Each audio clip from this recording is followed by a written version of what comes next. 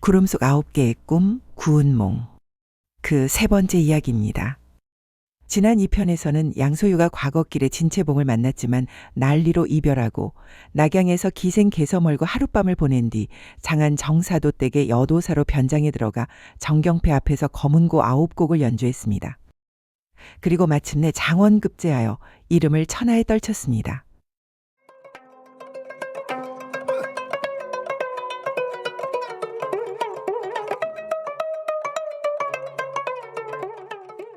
드디어 정사도의 집을 찾은 날, 양한림은 머리에 개수나무 꽃을 꽂고 화동과 악공이 풍류를 울리며 떠들썩하게 나타났습니다.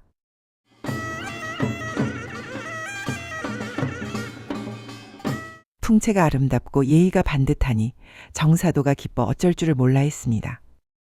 이 소식을 들은 춘훈이 다른 여종들을 불러 말했습니다. 전에 여도사로 와서 검은고를 타던 그분과 비교해보거라. 잠시 후 여종들이 입을 모아 말했습니다. 그 여도사와 얼굴이 아주 똑같습니다. 춘훈이 들어가 정경패에게 눈이 정확했음을 알렸습니다. 정사도가 양한림에게 말했습니다. 내 팔자가 기구하여 아들이 없고 딸 자식만 하나인데 아직까지 혼처를 정하지 못했다오. 양한림이 내 사위가 된다면 어떻겠소? 저는 아가씨의 재주와 덕행에 대해 이미 들었습니다. 문벌이 하늘과 땅 사이처럼 다르지만 사위로 받아주신다면 하늘 같은 은덕으로 여기겠습니다. 정사도가 크게 기뻐하며 술과 안주로 대접했습니다. 한편 최 부인이 딸 정경패를 불러 말했습니다. 새로 장원으로 뽑힌 양한림은 모든 사람이 칭찬하더구나. 아버지께서 혼인을 이미 허락하셨으니 이제 근심이 없구나. 그런데 정경패가 뜻밖의 말을 했습니다. 양한림이 비록 훌륭하지만 이 혼인은 하지 않겠습니다. 무슨 소리냐? 너는 재상가 규중의 처녀요. 양한림은 회남 땅 사람인데 무엇이 잘못되었다는 것이냐? 오늘 양한림은 이전에 검은고를 타던 그 여도사입니다. 간사한 사람의 꾀에 빠져 제 기색을 살피러 온 것이지요. 그런 사람과는 혼인할 수 없습니다. 부인이 미처 대꾸를 하기 전 정사도가 딸의 말을 전해 듣고 크게 웃으며 말했습니다. 양한림은 풍류를 아는 남자로구나. 옛날 유교도 악공이 되어 태평공주의 집에 들어가 비파를 타고 돌아와 장원급제했다지 않느냐? 남에게 속은 것이 억울합니다. 그것은 이 늙은 아비가 알 바 아니다. 뒷날 양한림에게 직접 따져보거라. 정사도는 혼례는 가을에 어머니를 모셔온 뒤 올리기로 하고 우선 양한림을 화원 별당에 머물게 하며 사위로 대접했습니다. 하루는 정경패가 최 부인에게 말했습니다. 한림이 화원에 온 뒤로 어머니께서 몸소 의복과 음식을 챙기시니 고생이 많으십니다. 제가 직접 하고 싶어도 예법에 맞지 않으니 춘훈에게 한림을 섬기게 하면 어떻겠습니까? 정사도가 허락하자 정경패가 춘훈을 따로 불러 말했습니다. 춘훈아, 어릴 적부터 너와는 친자매처럼 지냈다. 내가 양한림에게 당했던 치욕을 기억하느냐? 여도사 변장 사건 말이다. 내 좋은 생각이 있으니 너는 나를 도와 그 치욕을 씻어주어라. 종남산 자각봉에 방을 꾸미고 화촉을 밝혀줄 테니 나를 도와 애써주기 바란다. 알겠습니다, 아가씨. 어느 한가한 날 정경패의 사촌오빠 정생이 양한림에게 말했습니다. 종남산 자각봉의 산천이 아름답고 경치가 매우 좋으니 구경이나 한번 가시지요. 양한림이 기쁘게 따라 나섰습니다. 둘이 오작꽃이 흐드러지게 핀 곳에서 술잔을 주고받는데 시냇물에 꽃잎이 떠내려왔습니다. 꽃이 떠내려오는 것을 보니 위에 반드시 무릉도원이 있을 것입니다. 함께 올라가 봅시다. 그때 갑자기 정생의 종이 달려왔습니다. 집에 계신 아가씨가 갑자기 많이 아프다 합니다. 빨리 가보셔야 합니다. 오늘도 신선과의 인연은 없구나. 양형은 먼저 신선을 찾아보고 오십시오. 정생이 가버리고 양한림 혼자 위로 올라가는데 물 위에 나뭇잎 하나가 떠내려왔습니다. 건져 살펴보니 이런 글이 적혀 있었습니다. 신선의 개가 구름 밖에서 짖으니 양한림이 오고 있음을 알겠구나. 이는 분명 신선의 글이다. 한참을 더 올라가니 낭떠러지 위에 정자가 하나 있었습니다. 온갖 꽃이 활짝 피고 앵무새와 공작, 두견새 소리가 가득했습니다.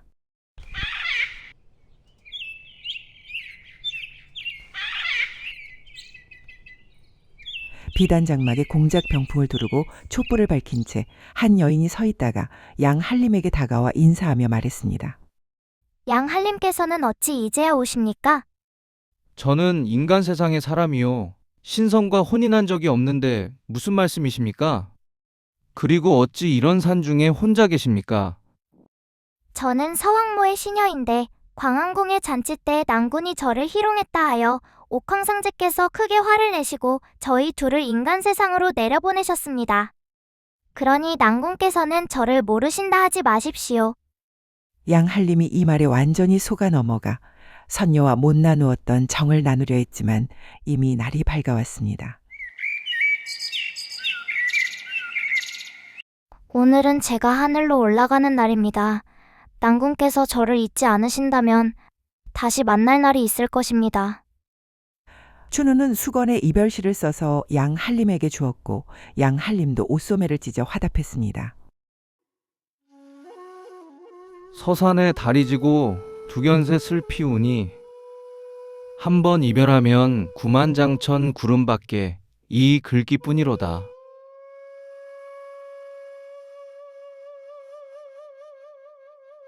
집으로 돌아온 양 한림은 꿈꾸는 듯 한숨만 내쉬었습니다. 그로부터 며칠 후 정생이 양 한림을 다시 자각봉으로 데려가는데 길가에 오래된 무덤이 하나 있었습니다. 정생이 말했습니다. 저 무덤은 장여랑의 무덤이요.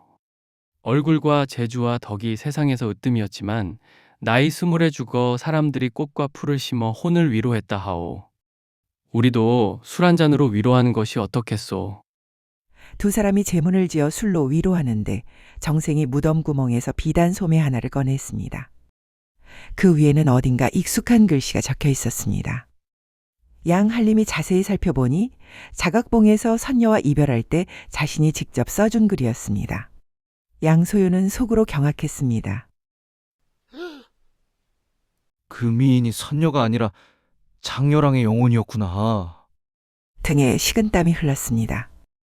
그날 밤 화원별당에서 혼자 앉아 있는데 창밖에서 발소리가 들려 문을 열어보니 자각봉에 그 선녀가 웃으며 서 있는 게 아니겠습니까? 처음에 선녀라 속인 것은 놀라실까 걱정되어서였습니다.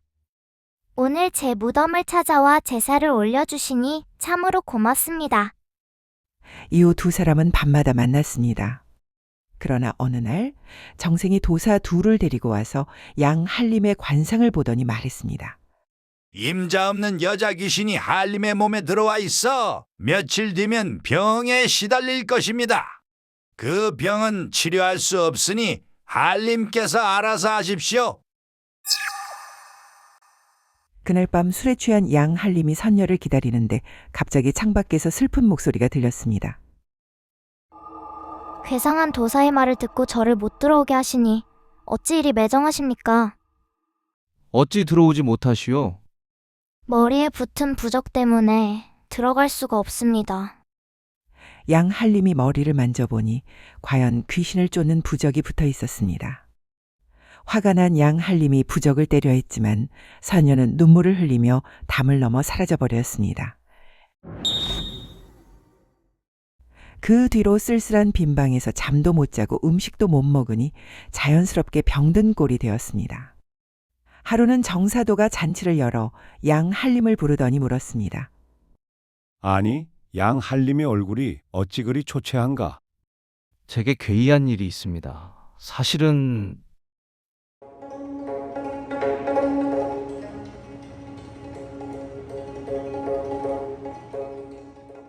양 한림이 자각봉에서 있었던 일을 모두 털어놓자 정사도가 별일 아닌 듯 웃으며 말했습니다. 내가 직접 그 귀신을 불러서 자네의 마음을 위로하겠네. 귀신을 어떻게 낮에 부르시겠습니까? 정사도가 파리채로 병풍을 치며 말했습니다. 장여랑은 개 있느냐? 그 말이 떨어지자마자 아름다운 여인이 웃음을 머금고 병풍 뒤에서 나왔습니다. 양한림이 눈을 들어보니 정말 자각봉의 그 선녀였습니다. 아니, 저 여인이 귀신입니까? 아니면 사람입니까? 귀신이 아니라 이름은 춘훈이라네. 자네가 혼자 빈 방에서 외로울까 걱정되어 보낸 것이지. 위로해 주신 것이 아니라 저를 놀리신 것입니다. 이때 곁에 있던 정생이 이렇게 말했습니다. 양형, 지난날의 잘못을 생각하시오.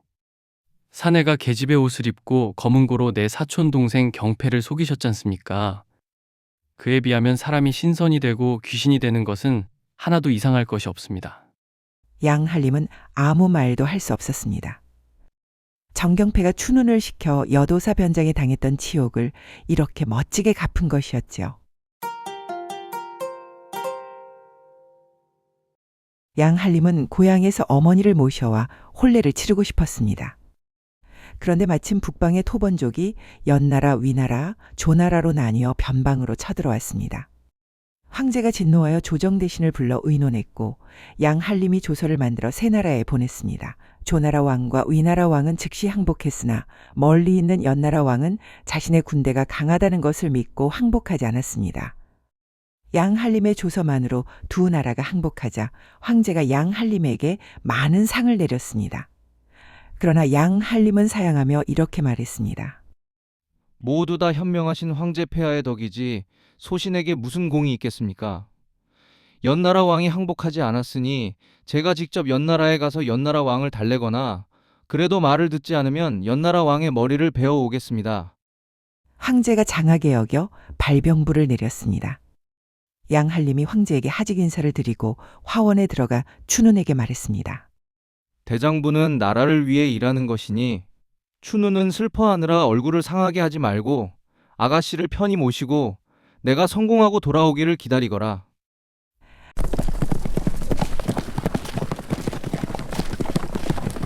낙양 땅을 지나가는 양한림의 모습은 16살 때 낙이 타고 지나가던 모습과는 완전히 달랐습니다. 발병부를 차고 비단 옷을 입어 당당하고 늠름했죠. 조나라 땅 한단에 이르렀을 때 나이 어린 소년 하나가 혼자 말을 타고 길가에 서 있었습니다. 자세히 보니 풍채와 기운이 비범해 보였습니다. 양한림이 불러 물었습니다. 내 천하를 두루 다녀보았지만 그대 같은 사람을 보지 못했소. 그대는 누구시오? 저는 하북에서 온 적생이라 합니다. 내 곁에 어진 선비가 없어 외로웠는데 그대를 만나니 매우 즐겁구나. 내 곁에 있어주겠소? 초라한 시골에 묻혀 있었지만 곁에 두신다면 평생 모시겠습니다. 연나라에 들어가 황제의 위엄을 전하자 연나라 왕이 즉시 엎드려 항복했습니다. 돌아오는 길 낙양에 이르자 개서머리 누각 위에서 기다리고 있다가 달려와 말했습니다. 지난번 이별한 뒤로 소식이 없다가 급제하셨다는 말을 듣고 이렇게 기다렸습니다. 혹시 부인을 정하셨습니까? 정사도의 딸과 혼사를 정했지만 혼례는 아직 못 치렀소. 그날 저물녘 심부름 아이가 와서 말했습니다.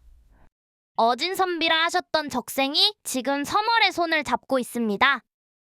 적생은 분명 어진 사람이고 서멀도 내게 정성이 지극하니 그럴 리가 없다. 내가 잘못 보았을 게다.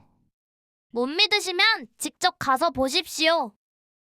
양한림이 직접 가서 보니 정말로 적생과 개서머리 손을 잡고 있었습니다.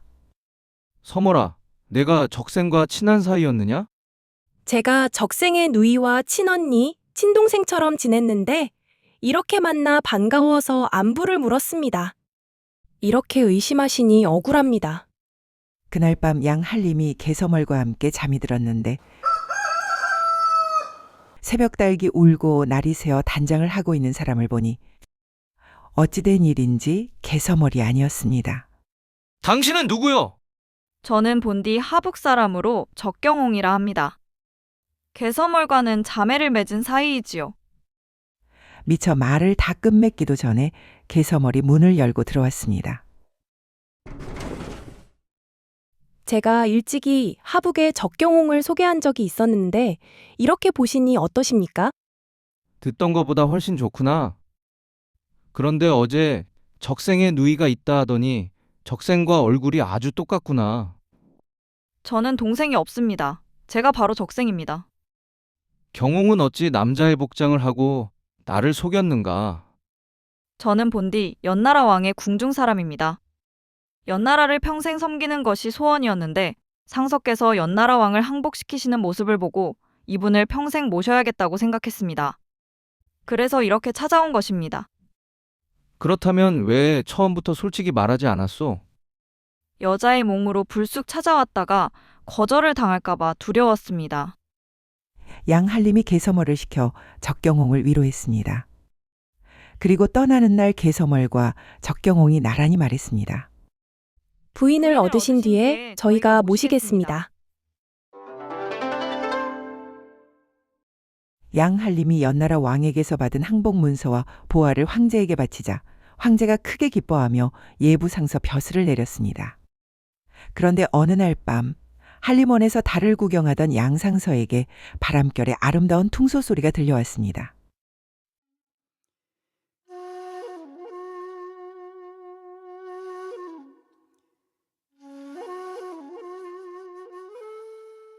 양상서도 퉁소를 꺼내어 화답하듯 불기 시작했습니다.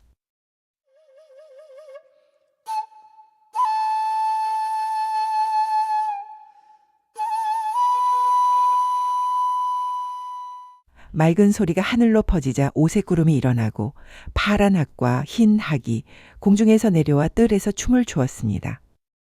사실 그 퉁소 소리는 궁 안에서 들려오는 것이었습니다. 황제의 누이 동생 난양공주, 이름은 소아인 공주는 태어날 때부터 신령스러운 기운을 타고났습니다.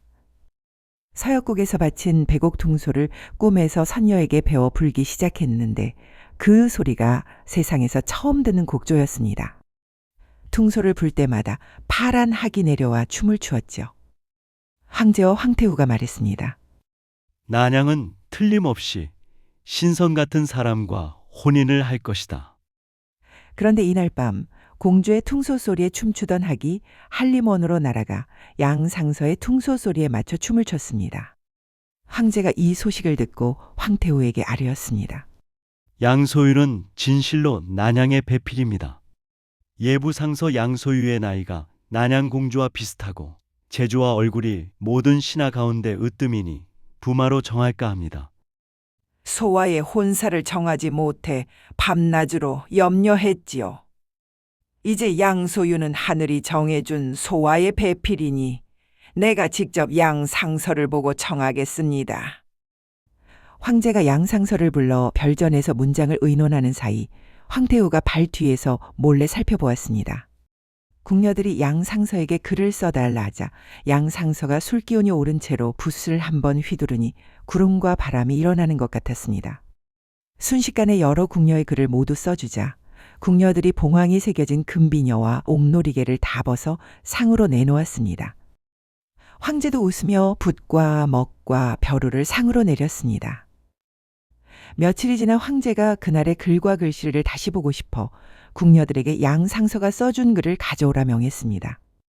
궁녀들은 하나같이 그 글을 소중히 간직하고 있었습니다. 그런데 궁녀들 가운데 한 명이 양상서가 써준 글이 있는 부채를 들고 침실 안에서 혼자 슬피 울고 있었습니다.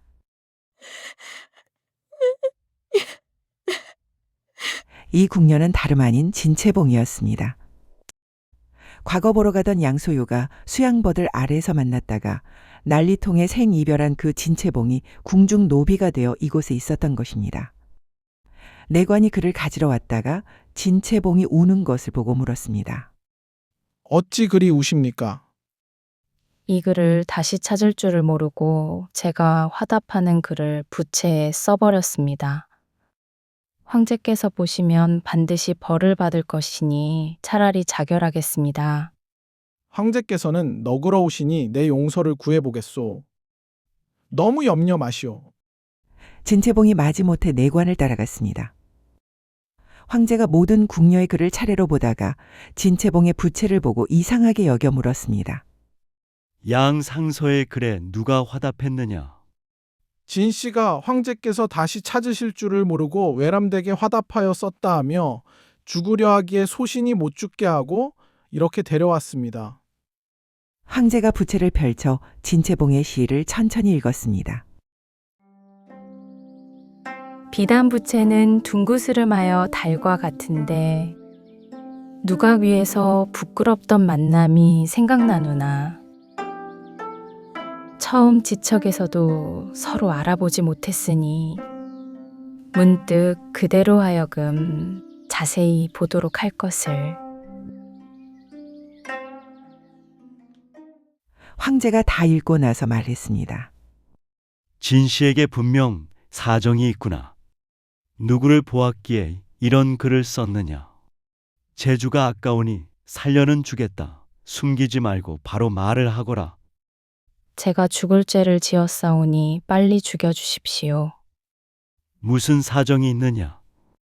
황제께서 물으시니 감히 어찌 속이겠습니까? 저의 집이 망하지 않았을 때 양상서가 과거를 보러 가다가 저를 보고 양류사로 서로 화답하며 언약을 맺었습니다. 그런데 그 뒤 난리가 나고 집안이 망하여 저는 궁중에 들어왔습니다. 얼마 전 복례전에서 글을 지을 때 그 붓글씨가 양상서의 것인 줄 알아보고 그만 부채에 화답시를 써버렸습니다. 네가 양류사를 아직 기억하느냐? 진채봉이 그 자리에서 양류사를 써서 황제에게 올렸습니다. 황제가 읽고 나서 말했습니다. 내 죄가 무거우나 내 재주가 기특하니 용서한다. 돌아가 난양공주를 정성껏 모셔라. 그러고는 부채를 진채봉에게 도로 돌려주었습니다. 진채봉은 부채를 두 손으로 받아들고 눈물을 삼키며 물러났습니다. 수양버들 아래서의 짧은 만남이 이렇게 긴 세월을 돌아 다시 이어지려 하고 있었습니다.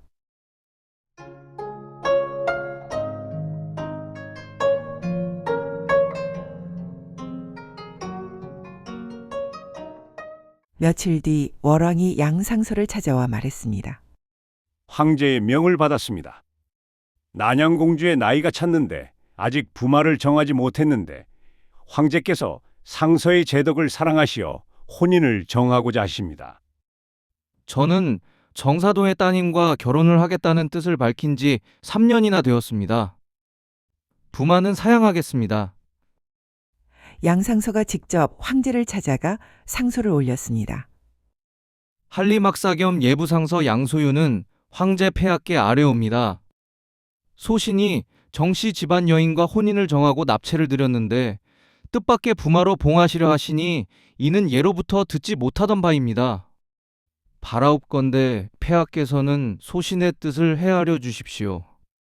황제가 이 상소를 황태우에게 올리자 황태우가 진노하여 명령했습니다. 양상서를 당장 감옥에 가둬라! 모든 신하들이 말렸지만 황태우는 듣지 않았습니다. 정사도의 집안이 허둥지둥하고 춘훈이 눈물을 흘리며 말했습니다.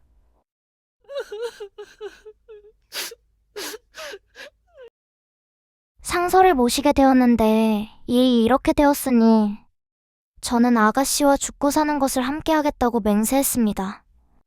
아가씨가 평생 수절한다면 저도 같이 수절하겠습니다. 양상서는 마음이 외롭고 쓸쓸하여 긴 한숨만 쉬었습니다. 바로 그때였습니다. 토번이 병사 3만 명을 거느리고 변방을 쳐들어왔습니다.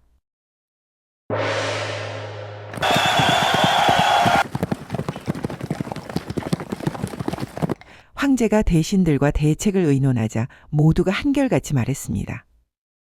이번에도 양상서가 나서면 해결할 수 있을 것입니다. 황제가 즉시 감옥에서 양상서를 꺼내어 불렀습니다. 경이 아니면 도적을 물리칠 사람이 없으니 어찌하면 좋겠는가? 신이 비록 재주가 없으나 군사를 데리고 가서 도적을 물리쳐 베풀어 주신 은덕의 10,000분의 1이라도 갚겠습니다. 황제가 크게 기뻐하며 양상서를 대사마에 봉하고 군사 3만 명을 내주었습니다.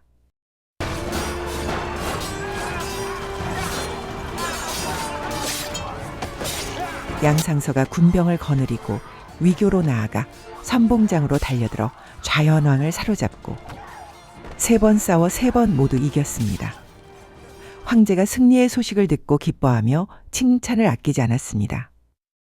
그 옛날 하늘나라 연화봉에서 팔선녀의 아름다운 얼굴에 마음을 빼앗겼던 성진이 이제 양소유라는 이름으로 천하를 무대로 삼아 큰 무대에 서게 되었습니다. 다음 사편에서는 전장에서 밤중에 검을 들고 나타난 여인 심효연, 꿈속 동정호 용궁에서 만난 신비로운 백능파, 양상서가 전쟁터에서 만나는 놀라운 인연과 정경패와 난양공주 두 여인이 하나의 운명으로 묶이는 뜻밖의 사건이 펼쳐집니다. 다음 편도 기대해 주십시오. 우리 동네 시니어 TV였습니다. 감사합니다.